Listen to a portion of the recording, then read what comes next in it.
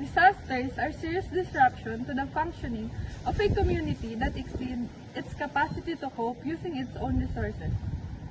Disaster can be caused by natural and man-made, as well as various factors that influence the exposure and vulnerability of a community.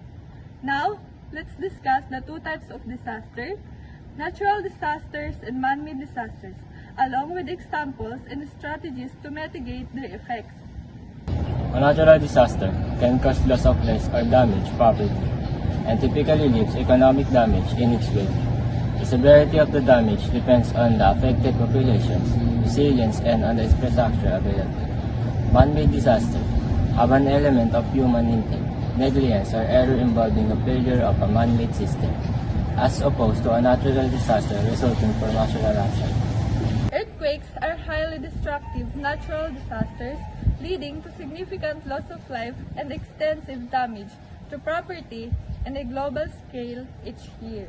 We cannot prevent natural earthquakes from occurring, but we can significantly mitigate their effects by identifying hazards, building safer structures, and providing education on earthquake safety.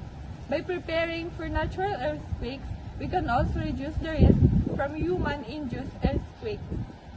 Volcanic activity ranges from emission of gases, non-explosive lava emissions, to extremely violent explosive bursts that may last many hours.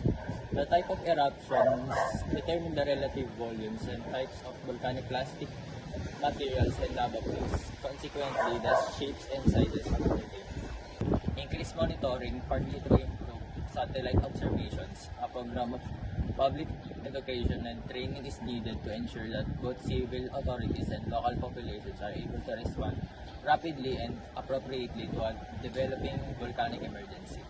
This is turn requires greater focus on improved communication between scientists and the responsible civil authorities, and the formulation of workable contingency plans based upon reliable and informed scientific opinion.